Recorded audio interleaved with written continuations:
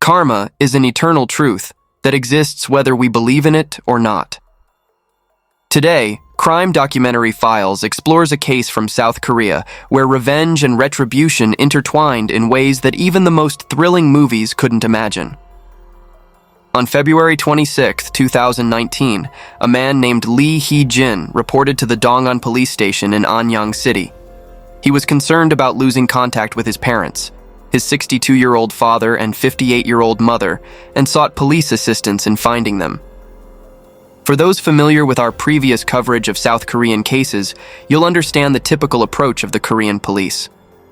They often show minimal concern even for missing children, let alone elderly adults. This case proved no different. The police were notably indifferent to Hee-jin's report. Based on their experience, cases of two elderly people simultaneously going missing were extremely rare.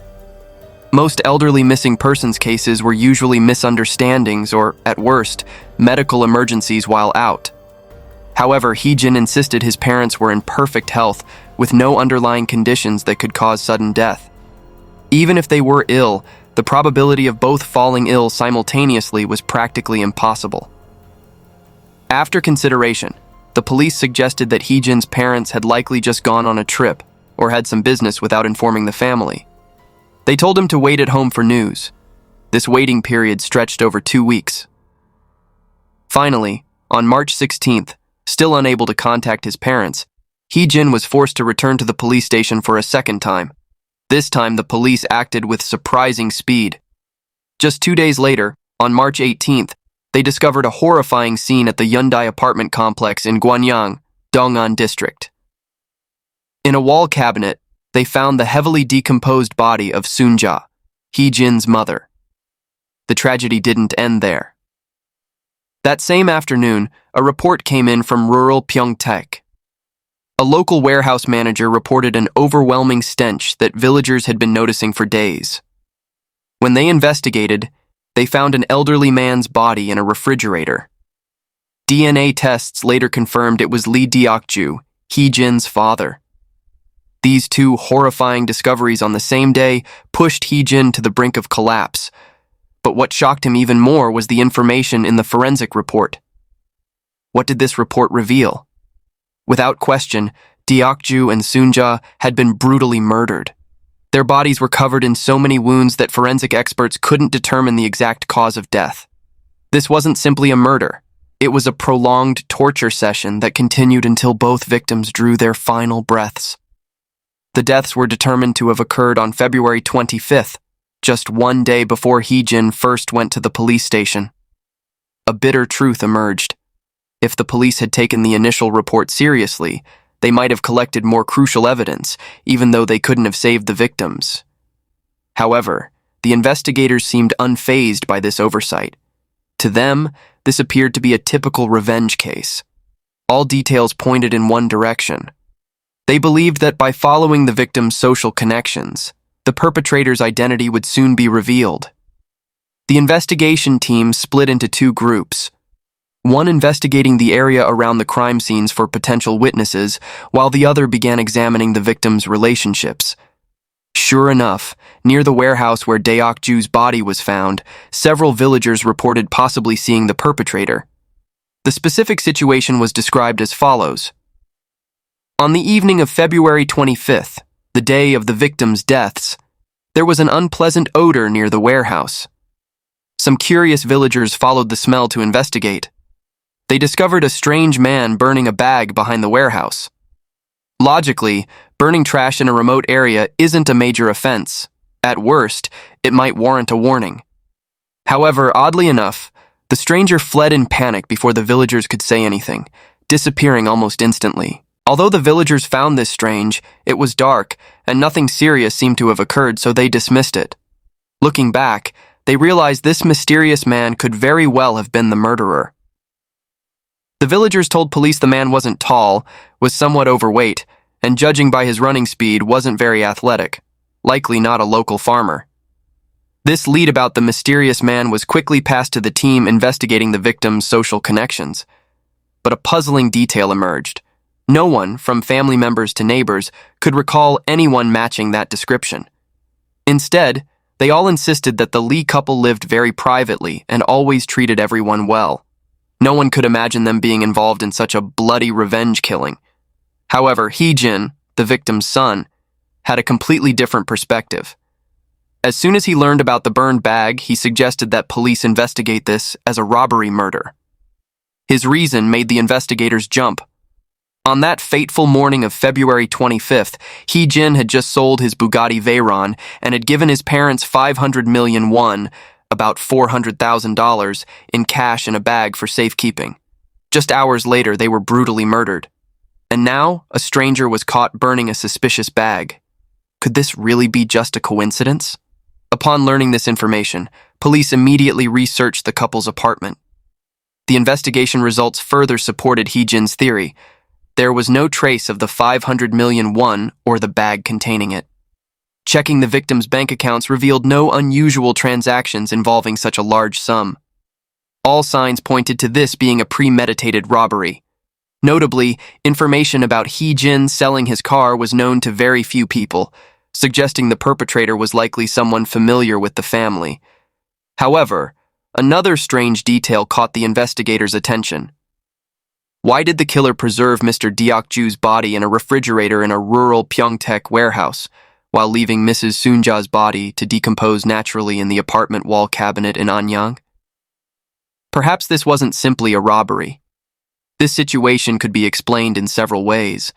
Maybe the killer acted alone and couldn't transport both bodies, or the vehicle was too small, or perhaps they intended to move both but encountered an unexpected situation. However, the Korean investigators proposed a bolder theory. They suggested that leaving Soonja's body to decompose naturally wasn't random. It could have been intentional revenge. Compared to Deok-ju, it seemed the killer harbored a deeper hatred for Soonja. All clues pointed to one conclusion. The killer must be someone familiar who had a personal vendetta against Soonja. But just then, an investigator noticed a major contradiction in the entire story. He asked his colleagues, "When you heard about Hee-jin selling his supercar, didn't you notice something? He must be extremely wealthy. So why sell the car at this time?" When asked about the reason for selling the car, Hee-jin casually replied, "I have many nice cars. Selling a Bugatti Veyron was simply getting rid of excess, nothing special." This seemed to be the issue. If Hee-jin was that wealthy, why were his parents living in such an ordinary apartment? In previous cases, whenever wealthy people lived so discreetly, it was usually to hide something. So, was this family concealing some unspeakable secret? With this in mind, the investigator checked the Lee family's background. The findings were startling. The Lee couple didn't just have Hee-jin as their only child. Hee-jin had an older brother named Hee-moon. As soon as this name was mentioned, the scattered pieces of the case began falling into place. To the investigators, the fact that Hee-moon's parents became victims of a massacre seemed almost unsurprising. Wondering why? Let me tell you the story behind Hee-moon's name. From October 2008, South Korea fell into an economic crisis that pushed many citizens into financial hardship. During this time, many people turned to the stock market and investment funds as a lifeline, hoping to find a source of income to improve their lives. Hee-moon emerged as a rising star. He quickly earned glamorous titles in the financial world: the Warren Buffett of Korea, Cheongdam's #1 stock trader, Korea's most experienced investment master. His reputation grew rapidly in Seoul's financial circles. By 2014, Lee Hee-moon's name had spread beyond investment circles. He became a familiar face on major media outlets, from the Korean Economic Channel to various television stations. Lee Hee-moon had built a perfect image of a successful businessman, young, talented, and dazzlingly wealthy. Hee-moon claimed to have graduated from the English Literature department of a prestigious private university in Seoul. During his college years, he said his exceptional tutoring skills earned him about 5 million won, about $4,000, monthly. However, due to his sharp financial mind, after graduation, he didn't pursue an English-related career but went straight into investing. As a result, he achieved a dramatic class jump in less than 10 years. Not only did he buy a mansion in Seoul's wealthy Gangnam district with cash, but he also owned luxury vehicles including Bugatti, Lamborghini, Rolls-Royce, and Bentley. But all of this wasn't what really caught ordinary people's attention. What truly made Hee-moon notable was his apparent dedication to helping common people, freely sharing his investment expertise. He regularly shared his investment secrets on television shows and even helped manage finances for some devoted followers. Just imagine, if a renowned, wealthy, successful person offered to manage your finances, wouldn't you jump at the opportunity? As word spread, many people wanted Hee-moon to help them make money. Faced with this rising investment wave, he reluctantly opened an investment consulting company to handle these matters. For more cautious investors who preferred to trade themselves, Hee-moon generously shared lists of guaranteed profitable stocks. The Lee family quickly turned this opportunity into gold when younger brother Hee-jin established a P2P lending company to help those who wanted to invest but lacked funds. In a brief period, the brothers accumulated a massive fortune of over 20 billion won, about $16 million. But behind the glamour of a stock market mogul lay a dark truth no one expected. All investors who trusted him gradually fell into complete bankruptcy. When some victims became aware and began investigating Hee-moon, they discovered a shocking truth.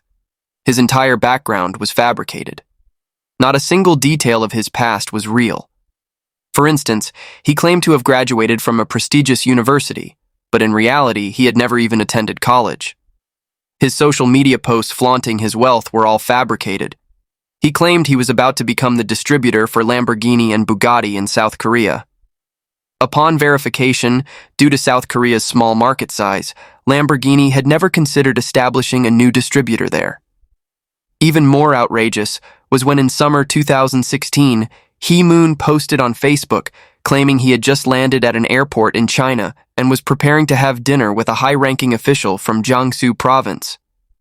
At the time, almost no one questioned this, only feeling impressed by Hee-moon's connections. It wasn't until he was caught and imprisoned for fraud and illegal trading that this story resurfaced online. Chinese authorities were forced to deny the claims, stating that Jiangsu had no such official that Hee-moon had mentioned. Moreover, the Chinese airport photo he posted was simply downloaded from the internet. In short, the entire post was his fabrication. And so, Hee-moon's empire completely collapsed. Unfortunately, the investors he deceived collapsed with him. Thousands of people lost their entire investments, and many were left with enormous debts. Some victims, unable to cope, tragically ended their lives in despair. One could imagine that if Hee-moon hadn't been imprisoned, he might have been killed by his victims. Therefore, it wasn't surprising that some people, unable to take revenge on him directly, might turn their anger towards his parents. However, if this was truly the case, solving the crime would be extremely difficult, because Hee-moon had deceived so many people. Just as the police were struggling with this dilemma, the officer who had earlier discovered the contradiction proposed an idea. The reporter, Hee-jin, had been concealing his brother's identity to hide their past and hadn't told the police about his brother. Now that this veil had been lifted, there was no need for secrecy anymore. Perhaps now he would share more useful information for solving the case. This officer's intuition proved correct. When investigators frankly confronted the truth, Hee-jin indeed revealed more information like a dam breaking. He disclosed that after his brother Hee-moon went to prison, although they had returned some illegal funds, the family still retained significant cash and assets. This was why they had to live discreetly, avoiding attention from curious eyes. Moreover, since his brother had been in prison for some time, he initially didn't think his parents' deaths were related to this matter. In short, he was just trying to justify why he hadn't previously disclosed everything. After these meaningless explanations, Hee-jin mentioned something strange that made people think. On February 25th, the night of the murders, he had received a message from his mother on a messaging app. His mother said she had just met a successful Harvard graduate businessman named Kim Jung-ho and wanted Hee-jin to arrange time to meet him to discuss potential business cooperation. So, Hee-jin had added Young-ho as a contact and planned to chat online first, with the intention of meeting in person if there was potential for cooperation. Unexpectedly, during their conversation, Hee-jin accidentally clicked the video call button and the other party connected. At that moment, Hee-jin caught a glimpse of Jung-ho's round, full face. Initially, this seemed like a perfectly normal occurrence. But the strange thing was, hadn't forensics determined that both victims were murdered on the evening of February 25th? How could Soon-ja have sent messages to Hee-jin? At this point, there were only two possibilities. Either forensics had incorrectly determined the time of death, or the person messaging Hee-jin was the killer. If it was the latter, this self-proclaimed Kim Jung-ho could very well be the murderer. The attempt to meet Hee-jin might have been intended to kill him too, with revenge against the family as the motive. Therefore, police immediately created a sketch based on Hee-jin's description and showed it to the villagers who had seen the suspect. Everyone agreed that the person in the sketch looked quite similar to the mysterious man who had burned the bag near the warehouse on the night of the murders. With the suspect's appearance and build now identified, police used this information to check surveillance cameras around the crime scene. They quickly spotted the suspect in street camera footage. When analyzing the surveillance video carefully, investigators discovered a crucial detail. The suspect didn't act alone but had 3 accomplices. However, due to poor image quality, police could only identify and arrest the mastermind, Kim Dae-yoon, the person who had impersonated Kim Jung-ho to approach the victim's family through the messaging app. Contrary to investigators' expectations of a hardened criminal, Dae-yeon proved quite forthcoming. Immediately after his arrest, he admitted to all his crimes and willingly revealed his motives. But the story he told was even more shocking than his crimes. As police had suspected, Dae-yoon was one of Hee-moon's countless victims. However, unlike most of those who were deceived, he wasn't an ordinary victim. Dae-yeon came from a privileged background, having completed both his bachelor's and master's degrees in the United States. Afterward, he successfully established a yacht rental company there and thrived for many years. Until August 2017, when tragedy struck, his business failed, his marriage fell apart, forcing him to return to South Korea. After returning home, Dae-yeon planned to use his remaining assets to rebuild his career, continuing the yacht rental business in the Gyeonggi area. Unexpectedly, he happened to meet Hee-moon. Since Dae-yeon was looking for investors at the time, Hee-moon, with his wealth and influence, became someone he wanted to impress. As a result, he not only participated in Hee-moon's financial projects, but even gave Hee-moon's father 20 million won, about $16,000, as spending money. Finally, with Hee-moon's collapse, Dae-yeon, who had returned from America hoping to rebuild his life, was also scammed into complete bankruptcy. But since Hee-moon was already sentenced to prison, Dae-yeon couldn't take revenge on him directly and decided to target his family instead. However, due to Dae-yeon's poor physical condition, to ensure safety, he claimed to have hired 3 young Korean Chinese men online. Dae-yeon stated that these 3 men were the ones who actually killed the elderly Lee couple, while he only handled planning and crime scene cleanup. Immediately after the murders, the 3 accomplices allegedly flew back to Jilin Province, China. Although this temporarily prevented South Korean police from arresting all suspects, it didn't affect their determination of Dae-yeon as the primary perpetrator. Therefore, logically, the next step would be the standard trial process. But what investigators didn't expect was that when detailed information about the murders of the elderly Lee couple was reported by the media, it sparked major controversy. Instead of condemning Dae-yeon's brutal actions, the South Korean public unanimously voiced support and called for the court to reduce his punishment. This strange reaction led many to question. No matter how despicable Hee-moon was, his parents were innocent, so how could the Korean public be so blind? But the truth behind this reaction was even more shocking. Hee-moon's financial empire was actually a family business where each member played a role in the fraud scheme. His parents weren't merely innocent bystanders, but actively participated in management. Particularly, Soon-ja, the supposedly innocent mother, regularly appeared on her son's paid channel, using her image as a respectable mother to persuade and lure people into investing in the stocks their family promoted. After the scheme was exposed, Soon-ja was also convicted, but only received a suspended sentence and a fine of 50 million won, about $40,000. Simply put, the elderly couple were accomplices to their son's crimes.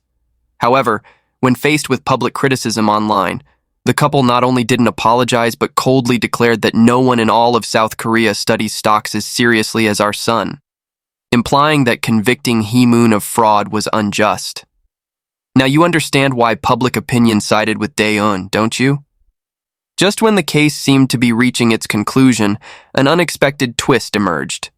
The three Korean-Chinese accomplices, after returning to China, suddenly posted shocking accusations about Dae-eun. If Hee-moon was a financial fraudster, Dae-eun was even more vicious. He deceived people to take lives. Dae-eun's previous statements about being only the mastermind, while the other three were the direct perpetrators, suddenly collapsed. These three individuals revealed the frightening truth behind the murders. Everything began about a month before the tragedy, when Dae-eun posted a job listing for security guards online. The three young men were attracted by promises of an easy job with attractive pay, applied, and were quickly hired. But when they completed all procedures and made the long journey to South Korea, Dae-eun's first request wasn't normal security work. It was the horrifying task of transporting two elderly corpses to a remote warehouse in the countryside. Fortunately, these three young men weren't foolish. When they discovered they were transporting corpses, they immediately refused Dae-eun's request and fled back to their country. In other words, the three supposed accomplices were actually laborers whom Dae-eun had lured from China to South Korea, and they were completely innocent in the massacre. All crimes were committed by him alone. However, South Korean police couldn't hastily believe these accusations. While requesting China's cooperation in extraditing the three men, they thoroughly investigated the group's movements during their time in South Korea.